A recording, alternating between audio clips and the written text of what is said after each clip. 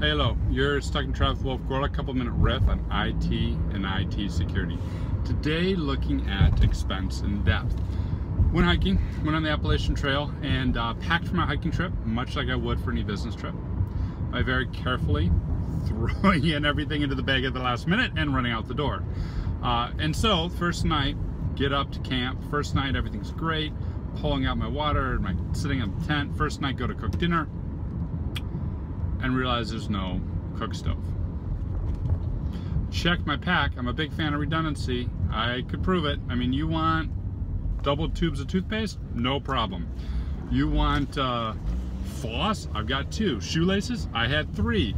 Extra water bottle? Check. Extra pump? Check. I mean, you name it, but no stove. The one thing that would have made for a good night, I was lacking. And this reminds me of defense in depth. You know, without careful selection of the tactics we're trying to defend against, you end up with all sorts of things you don't need, all sorts of weight you're carrying, and no dinner. Here's what ends up happening, right? I don't know really what the bad guys are going to do to me, so I should get a firewall, I should get an antivirus, probably should get DLP, probably should get this other tool. My peer at the company down the street said that they really like the SIM. I should probably get a SIM. I should probably get one of, let's make it 2 vulnerability scanners. You know, I mean, you start adding all these expenses, and you're carrying all these things up the mountain, and they're weighing on your back. And at the end of the day, when the criminals come in, they somehow manage to bypass all that. You look at most breaches, it's not like the companies that were breached didn't have defenses, right? They had 1 or 2 or 3, sometimes more of everything. It's just the one piece that they needed that was lacking. So that's when expense and depth comes into play. I didn't make up that term. I don't know who did. If you're watching this and you know, hey, hit me up on social media. But I love it, right?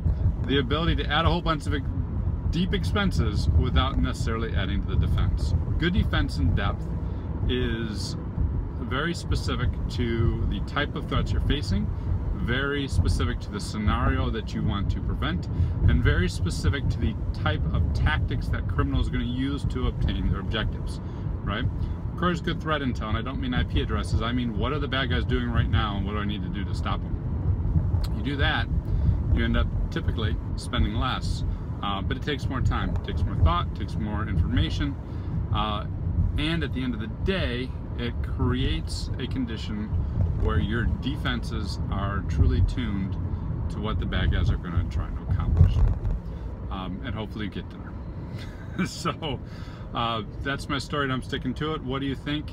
What makes for a good defense in depth? Hit me up on social media or comments. What's a good camp stove? I think I've lost mine. Let me know about that as well. Cheers.